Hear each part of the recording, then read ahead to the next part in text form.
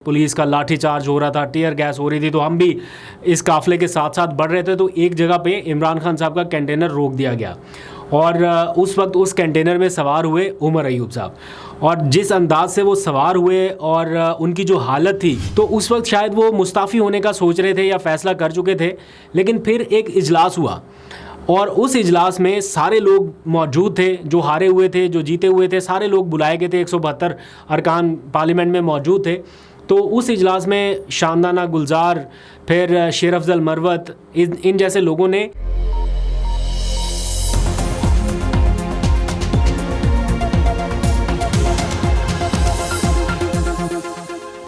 बिस्मिल्लाहिर्रहमानिर्रहीम, अस्सलाम वालेकुम। पाकिस्तान और दुनिया भर में देखने और सुनने वालों को अब्दुल कादिर का सलाम। अब से कुछ देर पहले उमर अयूब के पार्टी ओहदे से इस्तीफे की खबर सामने आई और बैक वक्त उन्होंने रात गए 2 ओहदों से इस्तीफ़ा दे दिया है। तंजीम के हवाले से उन्होंने दोनों ओहदे छोड़ दिए और ये इस्तीफ़ा एक ऐसे वक्त में आया है जब कारकुनान का पार्टी क़यादत पर एहतजाज के लिए दबाव बढ़ रहा था। बल्कि आज कुछ ऐसे मनाजर भी देखने में आए जब इद्दत केस के फैसले के बाद उमर अयूब को कारकुनान की जानिब से शेम के नारों का सामना करना पड़ा। और फिर जिस अंदाज से वो वहाँ से निकले गए, उन्हें सिक्योरिटी ने बड़ी मुश्किल से वहाँ से निकाला, वो सिचुएशन उनके लिए यकीनन कहीं ना कहीं उन्हें एम्बैरस कर रही होगी।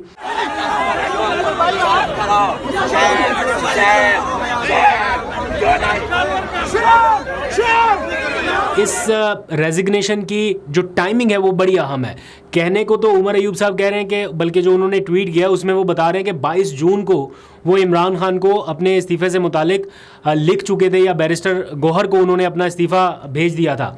और आज शिबली फराज साहब की तवस्सुत से या उनके ज़रिए उन्होंने एक पैगाम इमरान खान तक पहुंचाया अडयाला जेल में, और उनकी मुलाकात के दौरान इस्तीफ़े का पैगाम पहुंचाकर उसकी बाकायदा मंजूरी ली है, यानी आज से तकरीबन 5 दिन पहले। लेकिन इसकी टाइमिंग अहम इसलिए है कि जो कारकुनान के साथ आज विजुअल सामने आए उसके बाद कहीं ये एक्सपेडाइट हुआ है या नहीं, खैर ये तो जब उनसे बात होगी मालूम करने की कोशिश करेंगे कि क्या है। लेकिन उन्होंने एक साथ 2 ओहदे छोड़ दिए हैं, एक तो सेक्रेटरी जनरल पीटीआई और दूसरा चेयरमैन सेंट्रल फाइनेंस बोर्ड जो पीटीआई का है। ये दोनों ओहदे छोड़ दिए गए हैं और वजूहात का जिक्र करते हुए उन्होंने बताया है कि चूँकि अब उनके पास अपोजिशन लीडर का ओहदा है तो पार्टी के सेक्रेटरी जनरल के ओहदे से वो इंसाफ नहीं कर पा रहे, लिहाजा उन्होंने पार्टी से कहा है या चेयरमैन पीटीआई से कहा है कि वो किसी और शख्स को पार्टी का सेक्रेटरी जनरल नामजद कर दें। अब आपकी नज़र में इस वक्त जो दस्तयाब क़यादत है उसमें पार्टी का नया सेक्रेटरी जनरल कौन हो सकता है? कौन है इस लाइन में सबसे अहम या पावरफुल शख्सियत? क्योंकि ये सेक्रेटरी जनरल का जो ओहदा है ये चेयरमैन के बाद सबसे पावरफुल ओहदा है किसी भी सियासी जमात में, ख़ास तौर पे पीटीआई में तो बहुत ही ज़्यादा इसकी एक वक़्त है या हैसियत है। क्योंकि एक टाइमलाइन जो मैंने देखी है अभी तक ऑब्ज़र्व की है, बहुत सारे सेक्रेटरी जनरल आए, कई तब्दील हो गए। पहले जहांगीर तरीन के पास ये ओहदा रहा, सबसे ज़्यादा बड़े डिसीजंस बतौर सेक्रेटरी जनरल पार्टी की तंजीम के हवाले से उस वक्त जब उनके पास ओहदा था तो वही कर रहे थे। फिर ये ओहदा सैफुल्लाह नियाज़ी के पास गया, फिर अरशद दाद आए, फिर उसके बाद असद उमर के पास चला गया, फिर उमर अयूब साहब के पास आखिरी दफ़ा ये ओहदा रहा। और ये ज़िम्मेदारी उन्हें तब मिली जब 25 मई का लॉन्ग मार्च हुआ ना, तो उस लॉन्ग मार्च में जब ये पेशावर से चला लॉन्ग मार्च, मर्दान से शायद निकला और इस्लामाबाद की तरफ जब बढ़ रहा था, जगह जगह पर रास्ते पे आपको पता है क्या मनाजर थे, पुलिस का लाठीचार्ज हो रहा था, टीयर गैस हो रही थी, तो हम भी इस काफ़िले के साथ साथ बढ़ रहे थे। तो एक जगह पे इमरान खान साहब का कंटेनर रोक दिया गया और उस वक्त उस कंटेनर में सवार हुए उमर अयूब साहब, और जिस अंदाज से वो सवार हुए और उनकी जो हालत थी, यानी उनके ऊपर बेईमाना किस्म का तशद्दुद हुआ था और उनका पूरा बॉडी जो है बैक साइड से वो लाठियों की जद में था और निशानात पड़े हुए थे। और उन्होंने exact as it is container में सवार होकर इमरान खान के सामने रुदाद रखी अपनी कि उनके साथ क्या हुआ और किस अंदाज से। उससे पहले उमर अयूब साहब पार्टी का हिस्सा तो थे लेकिन बहुत ज़्यादा फ़ाल नहीं थे, या ये वाला पावरफुल ओहदा उनके पास नहीं था। फिर इमरान खान ने जब कुछ चेंजेस की, ओहदे कुछ तब्दील किए, ख़ास तौर पे जब असद उमर साहब चले गए इस पार्टी से, तो उसके बाद ये ओहदा फिर उमर अयूब के पास आया। क्योंकि इमरान खान को ऐसे लोगों की ज़रूरत थी जो इस तरह के सरकमस्टांसिस में भागने की बजाय मुकाबला कर सके। तो बहरहाल उमर अयूब ने अपनी हद तक जहाँ तक हो सका उन्होंने कोशिश की कि डिसिप्लिन को बरकरार रखे, और उन्होंने बहुत सारे लोगों को एतराज़ हो सकता है उनके तरीक़ाकार पे या काम करने के हवाले से पार्टी के अंदर लोगों को, लेकिन ओवरऑल ऐसा लगता है कि उन्होंने ठीक ठीक तरीके से काम किया है, और ख़ास तौर पर 9 मई के वाक़यात के बाद इस पार्टी को चलाना, जबकि पार्टी को तहस नहस करने की भी एक पूरी कोशिश हो रही थी दूसरी साइड से, और उस हालात में चलाना ये अपने आप में एक चैलेंज था, कोई माने या ना माने, लेकिन उन हालात में पार्टी को चलाना जब हर कोई ओहदे छोड़ छोड़ के जा रहा था, ये सबसे बड़ा इम्तिहान था। तो उमर अयूब साहब ने उस टाइम में तो ये कम अज़ कम किया। खैर, अपने इस्तीफ़े के साथ उन्होंने ये वाज़े कर दिया है कि इमरान खान की हिदायत के मुताबिक आने वाले दिनों में कुछ और तंजीमी ढांचे में भी तब्दीलियां होने जा रही हैं। दैट मीन्स कि सिर्फ उमर अयूब ही नहीं जा रहे, और भी बहुत सारे लोग जाने वाले हैं।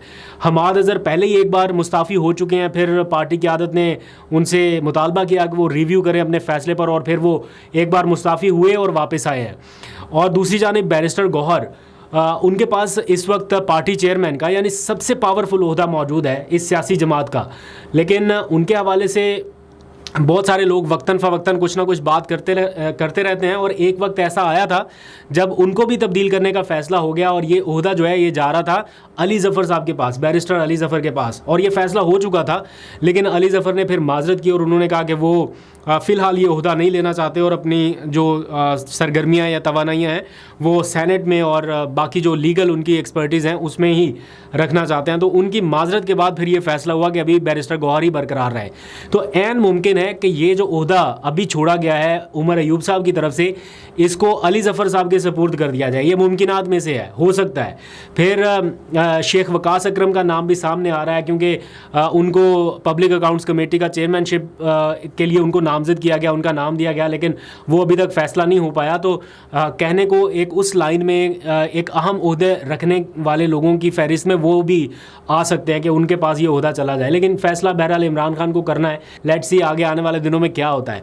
दूसरी जानिब एक इंपॉर्टेंट डेवलपमेंट अब से कुछ देर पहले हुई इस रेजिग्नेशन वाली टाइमलाइन के साथ ही, शेर अफजल मरवत ने एक ट्वीट किया है, और उनकी ये जो ट्वीट है ये इसके लफ्ज़ों के ऊपर अब अगर आप गौर करें या इस ट्वीट को पूरा पढ़े, मैं अभी पढ़ भी देता हूँ आपके सामने, तो इसमें ग्रुपिंग का एक बहुत मजबूत इशारा जा रहा है, और ऐसा लग रहा है कि जैसे कुछ लोग इस मौके की तलाश में थे कि ये सारा कुछ हो। और मुझे ऐसा लग रहा है कि उमर अयूब के हटने से अब बहुत ज़्यादा ग्रुपिंग एकदम से सामने आ जाएगी, या ओहदों की बंदरबांट के लिए बहुत सारे लोग एकदम से मुतहरिक हो जाएंगे। शेर अफजल मरवत ने ट्वीट करके कारकुनान से कहा है कि वो मेरे लिए आवाज़ उठाएं, और साथ ही उन्होंने शिबली फराज से मुस्ताफ़ी होने का मुतालबा कर दिया है कि शिबली फराज को भी हटाया जाए, वो भी अपना ओहदा छोड़े। उन्होंने जो ट्वीट किया है उसमें वो लिखते हैं कि मैं उमर अयूब खान की तरफ से सेक्रेटरी जनरल का ओहदा छोड़ने के दानिशमंदाना फ़ैसले का खैर मकदम करता हूँ। पार्टी के अहम ओहदों पर फायज चंद दीगर अफराद को भी उनकी पैरवी करनी चाहिए। उनका इशारा शिबली फराज की तरफ ही है, जिसका वो आगे जाके जिक्र भी करते हैं। वो कहते हैं कि उसकी वजह यह है कि पार्टी एक भी काम पूरा करने में नाकाम रही है। इमरान खान जेल में है और हमारे मैंडेट की वापसी अभी बहुत दूर है। हमारी ख़वातीन और रहनुमा जेलों में इस वक्त बंद हैं और हम आवाम को एक बड़ी तहरीक के लिए मुतहरिक करने में नाकाम रहे हैं। फिर उन्होंने थोड़ा सा गुस्सा पार्टी की कोर कमेटी और सियासी कमेटी पर भी निकाला है, जिनके फैसलों के बाइस वो दूर हो गए पार्टी से, या जिसके फैसलों की वजह से एक ऐसा सबको बताया गया कि जनाब इनकी पार्टी में कोई वक़्त नहीं है, कोई इनके लिए वोटिंग नहीं कर रहा। तो उन्होंने कहा कि पार्टी की कोर कमेटी और सियासी कमेटियां फेवरेट पर मुश्तमिल होती हैं और फैसले मेरिट पर नहीं करते। लिहाजा मैं शिबली फराज से पार्टी ऑफिस और सेनेट में कायदे हिज़्ब इख्तिलाफ दोनों से इस्तीफ़े का मुतालबा करता हूँ। अब शिबली फराज को ये ओहदा दिया गया है इमरान खान की तरफ से, लेकिन इस्तीफ़े का मुतालबा कर रहे हैं शेर अफजल मरवत, और वो कह रहे हैं कि ये अपने ओहदे से इस्तीफ़ा दें, तब ही पार्टी कब्ज़ा माफिया के चुंगल से आज़ाद होगी। उन्होंने अपने कारकुनान से भी अपील की है कि अगर पार्टी कारकुन मुझे मैदान में देखना चाहते हैं तो मेरे मुतालबे के हक़ में आवाज़ बुलंद करें। अगर शिबली फराज को हटाया गया तो मैं वादा करता हूं कि पार्टी वक्त की ज़रूरत के मुताबिक उठेगी। अगर हम माजी की तरह नाकिस लोगों पर खामोशी इख्तियार करते रहे तो फ़तह दूर दूर तक नज़र नहीं आएगी। ये शेर अफजल मरवत साहब ने कहा है। अब मेरी अपनी जो मालूमात हैं या जो मैं लोगों से मिलता हूँ सारा दिन, तो मुझे ऐसा पता चलता है कि शेर अफजल मरवत, फिर शहरियार आफरीदी, फिर शानदाना गुलजार, ये कुछ लोग ऐसे हैं जिनकी राय थोड़ी मुख्तलिफ है। ये कोर कमेटी के फ़ैसलों से इत्तफाक भी नहीं करते और कहीं ना कहीं ये इस बात पे भी नाराज़ हैं कि ये कोर कमेटी का हिस्सा क्यों नहीं है, और इनको फ़ैसलों में फ़ैसला साजी में इनकी मुशावरत एक तरह से शामिल नहीं होती। ये इन लोगों को कहीं ना कहीं इस बात का जो वो क्या कहते हैं, रिग्रेट तो नहीं लेकिन दुख ज़रूर है, इसका इजहार वो करते रहते हैं। फिर पार्टी में एक ग्रुपिंग का तासुर जो है वो इस वजह से बड़ा आम तौर पे ज़ाहिर हो जाता है। अभी पिछले दिनों में आपको याद है जब शहरियार अफरीदी ने कौमी असम्बली के फ्लोर पे खड़े होकर ये कहा कि हो सकता है कि ये आज उनकी आखिरी तकरीर हो, तो उस वक्त शायद वो मुस्ताफ़ी होने का सोच रहे थे या फ़ैसला कर चुके थे। लेकिन फिर एक इजलास हुआ और उस इजलास में सारे लोग मौजूद थे, जो हारे हुए थे, जो जीते हुए थे, सारे लोग बुलाए गए थे। 172 अरकान पार्लियामेंट में मौजूद थे। तो उस इजलास में शामदाना गुलजार, फिर शेर अफजल मरवत, इन जैसे लोगों ने शहरियार अफरीदी को ये कहा कि अगर आप मुस्ताफ़ी हुए तो फिर हम में से भी कोई नहीं रहेगा, फिर हम भी मुस्ताफ़ी होंगे। इन्होंने सबके सामने कहा और शहरियार अफरीदी के साथ एकदम से जाके खड़े हो गए। तो मकसद ये नहीं था कि वो फ़ौरन असम्बली से कोई रिज़ाइन करने वाले हैं, लेकिन उनके साथ खड़े होने का मैसेज दे के इन्होंने सबको, बाकी जो लोग थे उनको भी बता दिया कि भाई अगर ये गए तो फिर हम भी जाएंगे, और अगर हम इमरान खान को रिहा नहीं करा सकते तो फिर असम्बली में रहने का क्या फ़ायदा। लेकिन कोई रिज़ाइन करने की तरफ जा नहीं रहे थे, महज मकसद ये था कि शहरियार अफरीदी को भी रोका जाए। तो वो जो एक ग्रुप था उसके कहने पर फिर बाकी सारे लोग, फिर रेहाना डार, फिर उमर डार, फिर बाकी जो लोग थे उन्होंने भी शहरियार अफरीदी से कहना शुरू किया कि नहीं नहीं आप नहीं जाएंगे जनाब, अगर आप गए तो फिर हमने भी चले जाना है, और दिस एंड दैट। गुज़िश्ता रोज़ महर बुखारी का प्रोग्राम था, उसमें मैंने थोड़ा सा ज्वाइन किया उस प्रोग्राम को। तो उन्होंने भी इसी बात का इजहार किया कि उनकी भी कुछ लोगों से बात हुई है और पार्टी में कोई ग्रुपिंग है, कोई 21 लोगों का कोई ग्रुप अलग से बन रहा है या फॉरवर्ड ब्लॉक है, व्हाटएवर। तो मैंने उस वक्त भी बताया था कि देखिए मुख्तलिफ फ़ैसलों के ऊपर आरा बहुत सारे लोगों की मुख्तलिफ हैं, ऐसा लगता है कि ग्रुपिंग है, लेकिन अगर कोई ये कहे कि जनाब फौरी तौर पे किसी ग्रुप ने ये फ़ैसला कर लिया है कि वो फॉरवर्ड ब्लॉक बना के अलग हो रहा है या असम्बलियों से निकल रहा है, तो ऐसी कोई बात नहीं है। शहरियार अफरीदी को भी जब ये कहा गया कि अगर आपने रिज़ाइन करना है तो हम भी कर देंगे, वो सिर्फ शहरियार अफरीदी को रोकने के लिए था, ना कि इसलिए कि वो भी रिज़ाइन कर जाएँ। तो इस तरह 4-5 लोग हैं जो कहीं ना कहीं ऐसा तासुर दे देते हैं कि कोई ग्रुपिंग है। तो ये सारी सिचुएशन है। आई होप कि थोड़ी बहुत क्लैरिटी आपको होगी मौजूदा हालात में। अपना फीडबैक आप ज़रूर दीजिएगा और बताइएगा कि आपकी नज़र में इस वक्त कॉम्पिटेंट शख्स कौन है जो पार्टी की बागडोर एज अ सेक्रेटरी जनरल संभाल सकता है। अपना बहुत सा ख्याल रखिए, मुझे इजाज़त दीजिए, अल्लाह हाफ़िज़।